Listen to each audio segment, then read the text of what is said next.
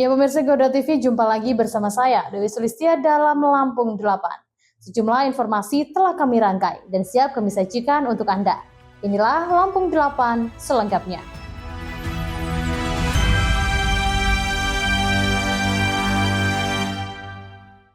Ya, selanjutnya pemirsa, sebanyak 57 personel Polresta Bandar Lampung menerima tanda kehormatan Satya Lencana atas dedikasi dan masa pengabdian kepada institusi Polri.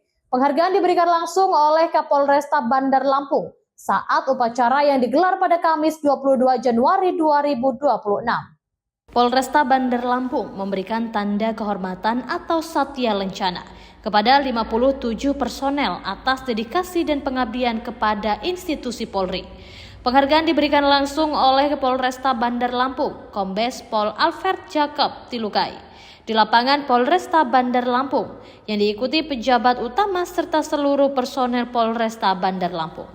Kapolresta mengatakan penganugerahan Satya Lencana merupakan bentuk penghargaan negara kepada anggota Polri yang telah menunjukkan loyalitas, integritas, dan konsistensi dalam menjalankan tugas pengabdian. Dirinya menyampaikan apresiasi dan ucapan selamat kepada seluruh personel penerima penghargaan. Berharap tanda kehormatan tersebut dapat menjadi motivasi untuk terus meningkatkan profesionalisme dan kualitas pelayanan kepada masyarakat. Adapun 57 personel yang menerima tanda kehormatan terdiri dari 8 personel Satya Lencana pengabdian 32 tahun, 25 personel pengabdian 25 tahun, 3 personel pengabdian 16 tahun, serta 11 personel pengabdian 8 tahun. Penghargaan ini diberikan kepada anggota Polri yang dinilai setia, jujur, disiplin, serta tidak pernah melakukan pelanggaran selama masa dinas. Dari Bandar Lampung, Tim Liputan Garuda TV melaporkan. Ya pemirsa, penyidik pidana khusus Kejaksaan Tinggi Lampung kembali melakukan pemeriksaan terhadap Raden Kalbadi, orang tua dari mantan Bupati Waikanan, Raden Adipati Surya, pada Kamis 22 Januari 2026. Raden Kalbadi hadir di kantor Kejati Lampung, didampingi kuasa hukum Bey Sujarwo. Penyidik pidana khusus Kejaksaan Tinggi Lampung kembali melakukan pemeriksaan terhadap Raden Kalbadi, orang tua dari mantan Bupati Waikanan, Raden Adipati Surya, pada Kamis 22 Januari 2026. Raden Kalbadi juga merupakan ayah dari Bupati Waikanan saat ini, Ayu Asalasiah, dan Ketua DPRD Waikanan, Rial Kalbadi. Pemeriksaan ini terkait kasus dugaan mafia tanah dan alih fungsi kawasan hutan di wilayah Kabupaten Waikanan. Kalbadi tiba di kantor Kejati Lampung didampingi kuasa hukumnya, Bey Sujarwo. Dirinya langsung masuk ke ruang PTSP dan selanjutnya ke ruangan penyidik tindak pidana khusus Kejati Lampung.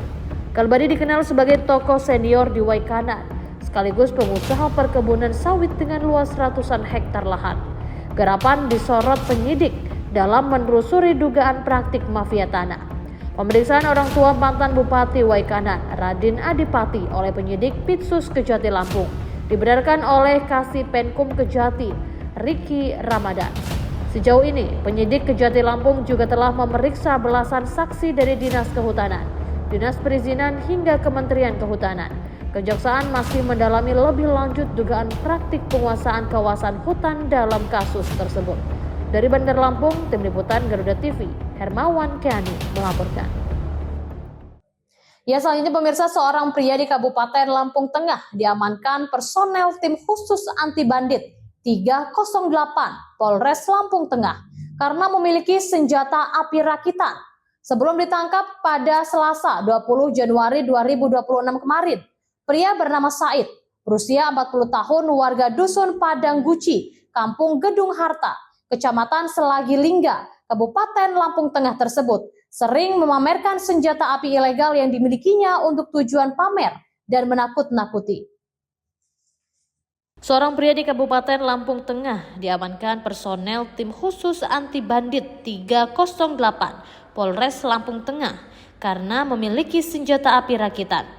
Sebelum ditangkap pada Selasa 20 Januari 2026 kemarin, pria bernama Said berusia 40 tahun, warga Dusun Padang Guci, Kampung Gedung Harta, Kecamatan Segalai Linggai, Lampung Tengah tersebut sering memamerkan senjata api ilegal yang dimilikinya untuk tujuan pamer dan menakut-nakuti.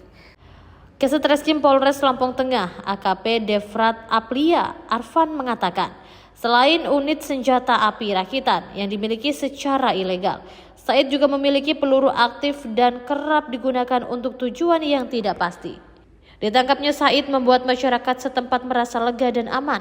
Lantaran aksi Said menggunakan senjata api rakitan kerap membuat orang di sekitar merasa diteror. Kasat Reskrim melanjutkan, berdasarkan hasil pemeriksaan, motif pelaku Said memiliki hingga menggunakan senpi tersebut diakui agar warga setempat takut hingga mau menuruti perintahnya. Said juga membantah jika senpi ilegal jenis revolver tersebut untuk menjaga diri dari aksi kriminalitas. Dirinya mengaku senjata api ilegal tersebut untuk membela diri. Dari Lampung Tengah, Tim Liputan Garuda TV melaporkan. Ya pemirsa, Presiden Republik Indonesia Prabowo Subianto melakukan pertemuan dengan Raja Inggris Charles III di London, Inggris pada Rabu 21 Januari 2026. Pertemuan menghasilkan komitmen kerjasama antara Indonesia dan Inggris dalam upaya pemulihan ekosistem dan pelestarian lingkungan hidup di kawasan Taman Nasional Indonesia. Kerjasama tersebut mencakup dukungan terhadap upaya konservasi yang telah dan sedang berjalan di sejumlah kawasan strategis. Salah satu yang menjadi perhatian adalah Taman Nasional Waikambas yang dikenal sebagai pusat konservasi gajah Sumatera. Sekretaris Kabinet Teddy Indrawijaya dalam keterangan persnya menjelaskan bahwa fokus utama pertemuan Presiden Prabowo dengan Raja Charles III adalah kerjasama di bidang lingkungan dan konservasi alam. Menurut Sekap Teddy, Presiden bertemu dengan Raja Charles III. Intinya ada kerjasama dan komitmen dari Inggris untuk membantu Indonesia dalam memperbaiki ekosistem dan memperindah pemulihan 57 taman nasional di Indonesia. Menurutnya kerjasama tersebut mencakup dukungan terhadap upaya konservasi yang telah dan sedang berjalan di sejumlah kawasan strategis.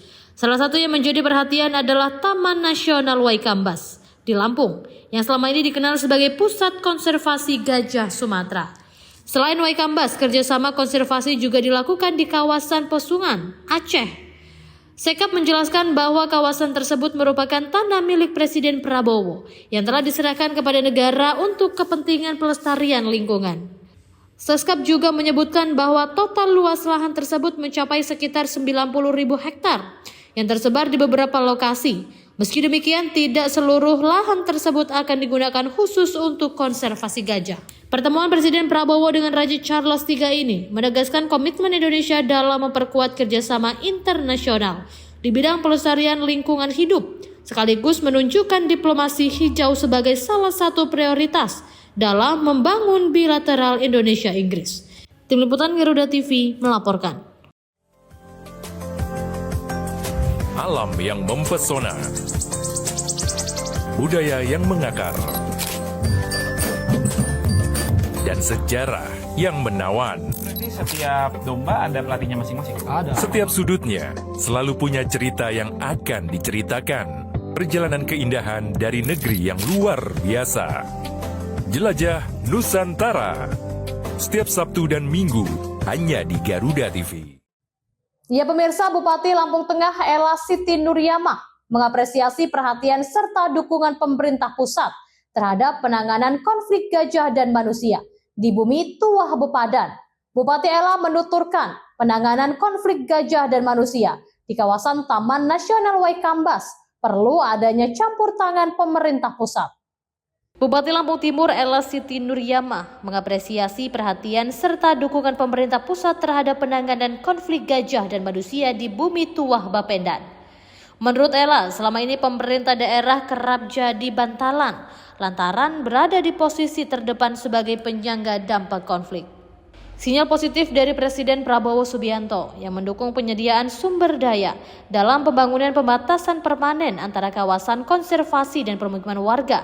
Ia menegaskan rencana pembangunan tanggul batasan permanen di Taman Nasional Waikambas merupakan harapan yang telah lama dinantikan masyarakat Lampung Timur, khususnya yang berada di dekat hutan kawasan Taman Nasional Waikambas. Ella mengutarakan konflik antara manusia dan gajah Lampung Timur telah berlangsung selama bertahun-tahun. Kondisi ini memberikan dampak langsung terhadap kehidupan serta mata pencaharian masyarakat di desa-desa penyangga Taman Nasional Waikambas. Ella menjelaskan pada tahun 2025 lalu, pemerintah Kabupaten Lampung Timur telah membangun tanggul pembatas di sejumlah titik rawan konflik, meskipun dengan keterbatasan anggaran daerah.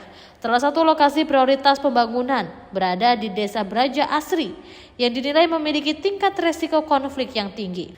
Selain pembangunan tanggul, Pemkab Lampung Timur juga menyalurkan bantuan rehabilitasi lahan pertanian pasca konflik sebagai bentuk kompensasi atas kerusakan lahan warga akibat gangguan gajah liar.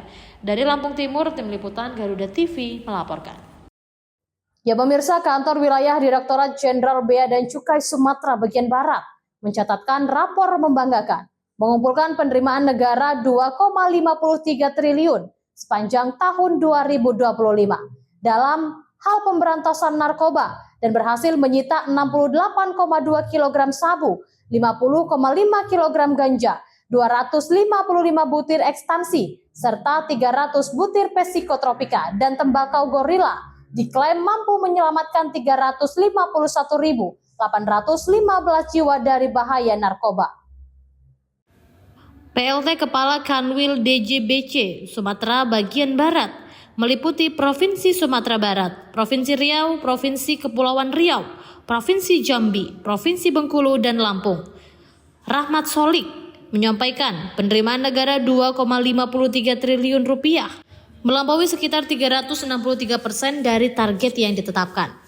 Dijelaskan Rahmat, penerimaan tersebut tersebar dari bea masuk 380,4 miliar rupiah, bea keluar senilai 2,13 triliun rupiah, dan cukai sebesar 21,49 miliar rupiah.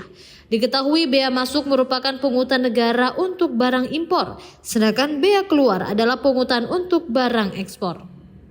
Diuraikan Rahmat, adapun cukai merupakan pungutan bea masuk, bea keluar dan cukai adalah pungutan negara terkait perdagangan barang.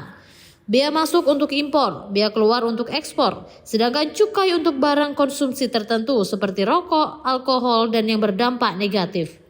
Selain dari ketiga sumber tersebut, bea cukai Sumbakbar juga mendapat kontribusi tambahan senilai 15,39 miliar rupiah yang berasal dari kegiatan audit penelitian ulang serta penerapan ultimatum remedium. Ditegaskan Rahmat, kinerja ini menunjukkan konsistensi pengawasan dan layanan jajarannya. Setiap rupiah penerimaan negara harus terlindungi dan dikelola dengan akuntabel.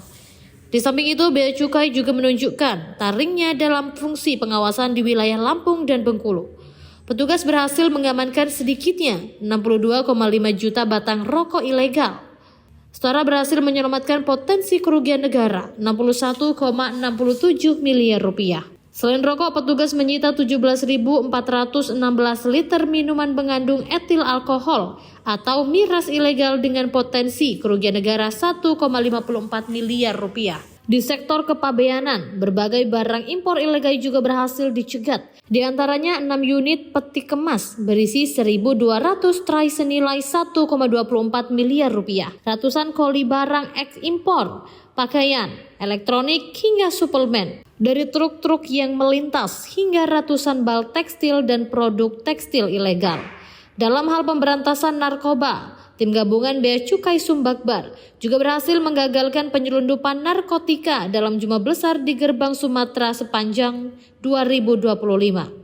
Adapun total barang bukti yang disita meliputi 68,2 kg sabu, 50,5 kg ganja, 255 butir ekstansi, serta 300 butir psikotropika dan tembakau gorila. Keberhasilan ini diklaim mampu menyelamatkan sekitar 351.815 jiwa dari bahaya penyalahgunaan narkoba. Rahmat menekankan bahwa keberhasilan ini merupakan buah manis sinergi antara Bea Cukai dengan Polri, TNI, BIN, BNN hingga pemerintah daerah dan masyarakat. Menyongsong tahun 2026, Bea Cukai Sumatera bagian Barat berkomitmen memperkuat integritas dan layanan. Dari Bandar Lampung, Tim Liputan Garuda TV melaporkan. Ya, selanjutnya pemirsa, pemerintah Kabupaten Lampung Selatan bersama Kodim 0421 Lampung Selatan menggelar rapat koordinasi rencana pembangunan resimen induk daerah militer atau Rindam 21 Raden Intan di Desa Kemukus, Kecamatan Ketapang, Lampung Selatan.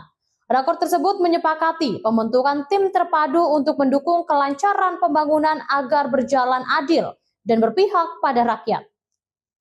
Rakor berlangsung di Aula Krakatau Kantor Bupati Lampung Selatan pada Kamis 22 Januari 2025. Dipimpin Wakil Bupati Lampung Selatan M. Saiful Anwar dan Komandan Kodim 0421 LS Letkol Kaf Muhammad Nuril Ambiyah.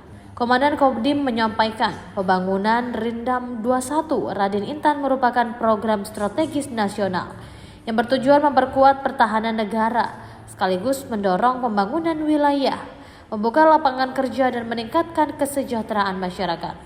Dalam rapat koordinasi ini menyepakati pembentukan tim terpadu untuk mendukung kelancaran pembangunan Rindam 21 Raden Intan agar berjalan adil dan berpihak pada rakyat.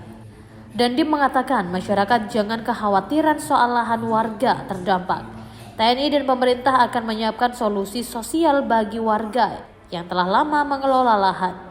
Seperti saya sampaikan di awal bahwa kami selaku pemerintah ini yang pertama kami harus mampu menerjemahkan, mengamankan sekaligus melancarkan apa yang menjadi program pemerintah pusat. Sekaligus juga kami harus mampu mengayomi menjadi pembela masyarakat yang ada di bawah. Jadi kesepakatan kita tadi di sini adalah untuk satu tim, kami pemerintah daerah menyiapkan apa yang menjadi kebutuhan dari Kodim untuk bisa melaksanakan program ini dengan baik tanpa ada gesekan yang diperlukan. Sepakat untuk duduk bersama, menyatukan langkah, menyamakan suara bagaimana bisa mengawal rencana pembangunan Rindam 21 Raden Inten ini yang berada di wilayah Lampung Selatan.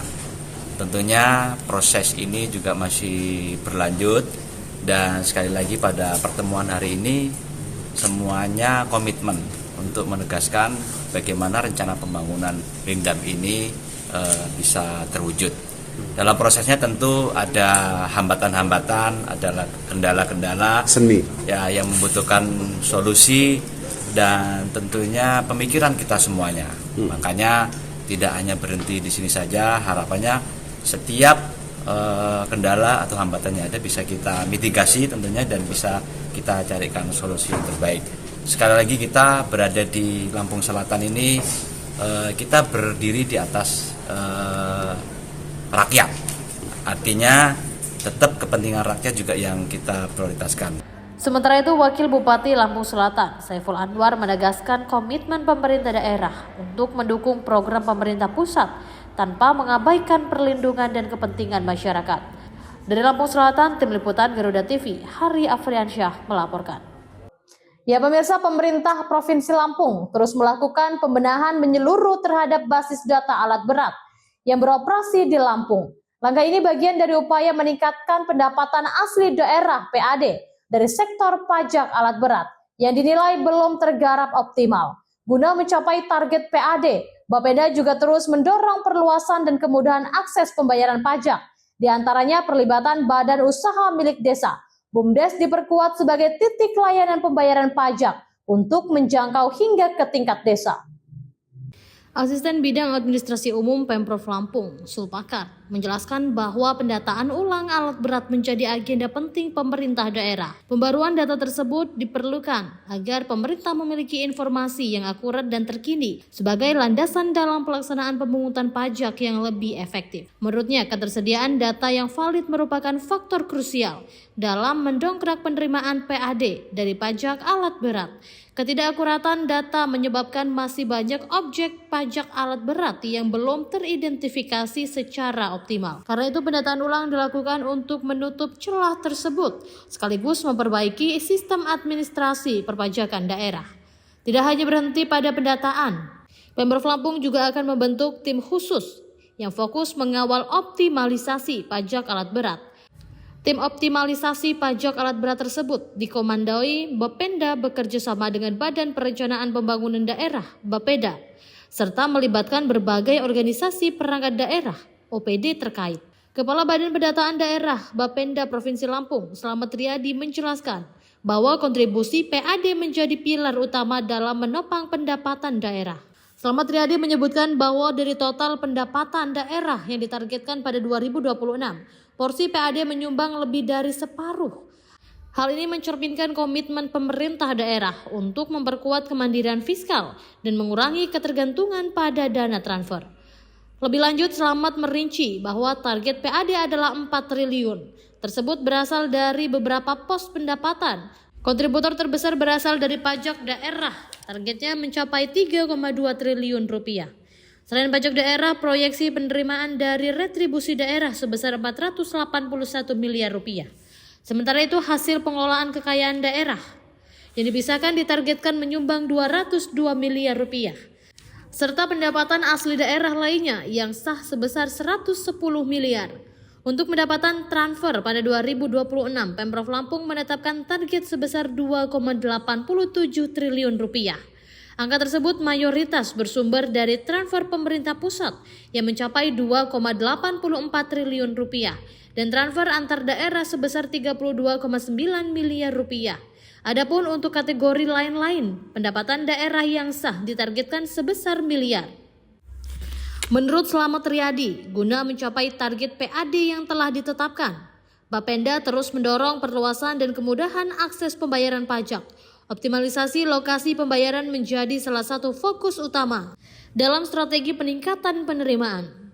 Beberapa kanal pembayaran yang dimaksimalkan antara lain kantor pos, layanan Samsat digital, serta Samsat drive-thru. Selain itu, peran badan usaha milik desa BUMDes juga diperkuat sebagai titik layanan pembayaran pajak untuk menjangkau masyarakat hingga ke tingkat desa. Dari Bandar Lampung, Tim Liputan Garuda TV melaporkan. Di tengah perubahan dan dinamika bangsa, ada isu yang memerlukan sebuah solusi. Bersama narasumber terpercaya, mengulas topik terkini untuk negeri. Kait dengan RUU perampasan aset yang Live dari Sarinah dan Menara Garuda. Indonesia Kita, Senin sampai Jumat pukul 7 malam hanya di Garuda TV. Ya, selanjutnya pemirsa, pemerintah Provinsi Lampung menargetkan distribusi pupuk organik cair dapat menjangkau sekitar 2.000 desa pada tahun 2026.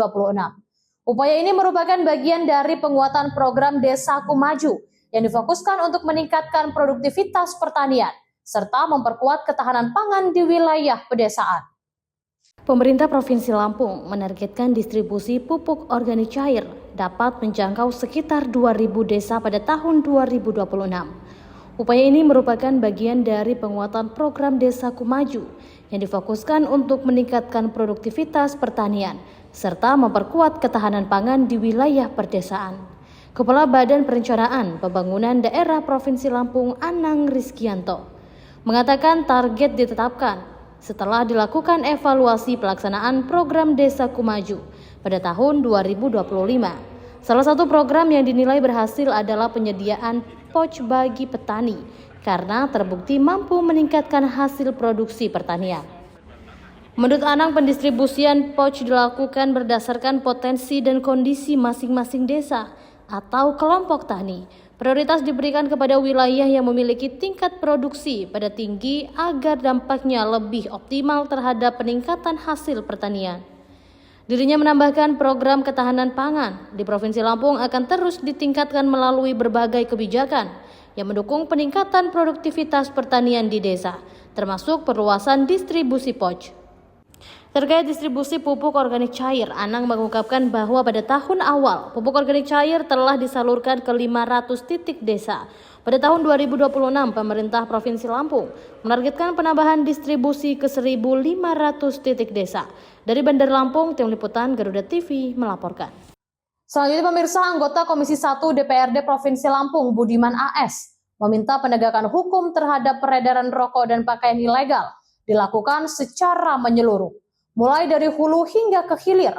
Hal itu disampaikannya menyusul maraknya peredaran rokok ilegal dan barang ilegal lainnya di Provinsi Lampung.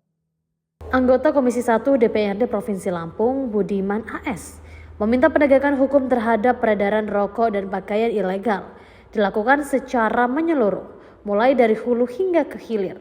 Hal itu disampaikan menyusul maraknya peredaran rokok ilegal dan barang ilegal lainnya di Provinsi Lampung.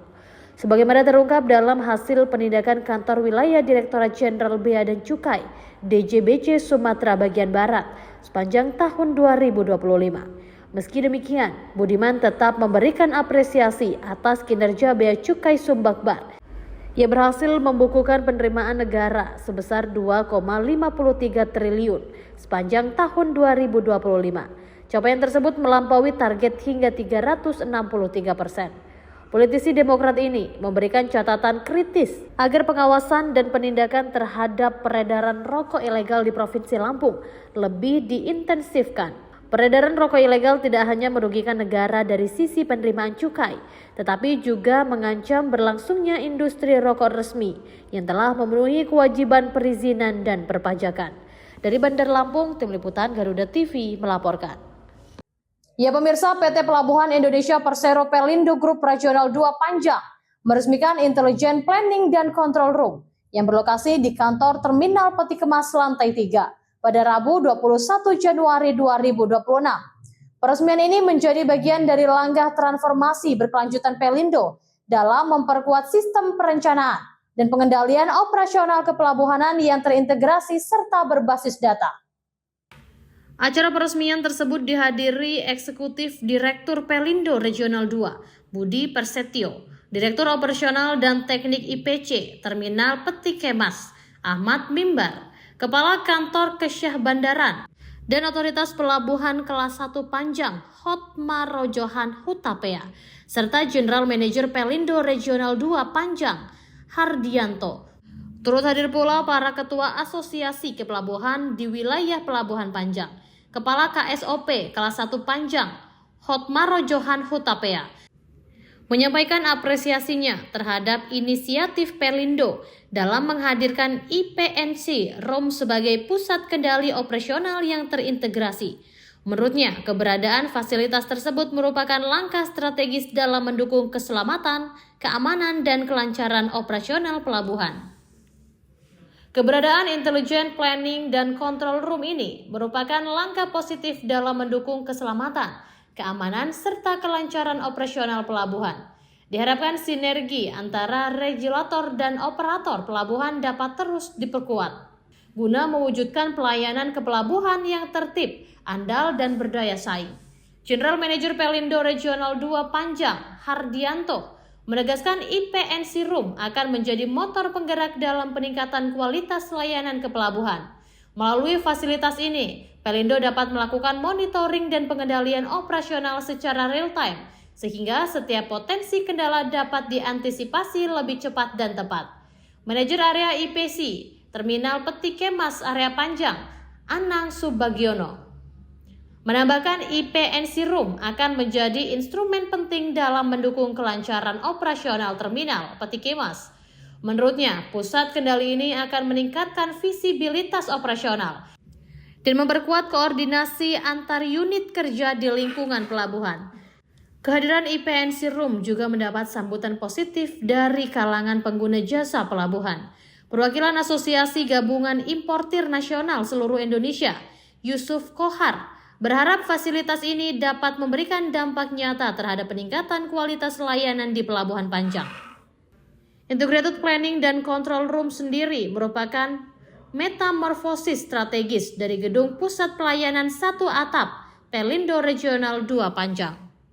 Transformasi ini menjadi komitmen manajemen Pelindo dalam menghadirkan pusat kendali yang adaptif dan berbasis data sebagai fondasi penguatan kinerja, peningkatan efektivitas pengambilan keputusan, serta peningkatan layanan kepelabuhan secara berkelanjutan. Dengan diresmikannya IPNC Room, Pelindo Group Regional 2 Panjang menegaskan komitmennya untuk terus berinovasi dan bertransformasi dalam mendukung kelancaran arus logistik nasional, sekaligus mendorong pertumbuhan ekonomi regional dan nasional melalui layanan pelabuhan yang modern, efisien, dan berdaya saing. Dari Bandar Lampung, Tim Liputan Garuda TV melaporkan.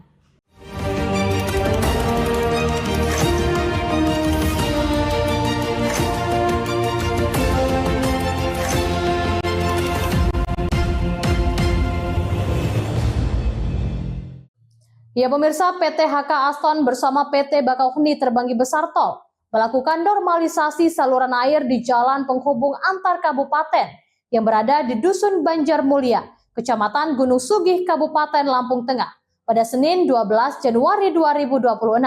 Kegiatan ini dilakukan untuk mengatasi genangan air yang selama ini mengganggu aktivitas dan keselamatan pengguna jalan.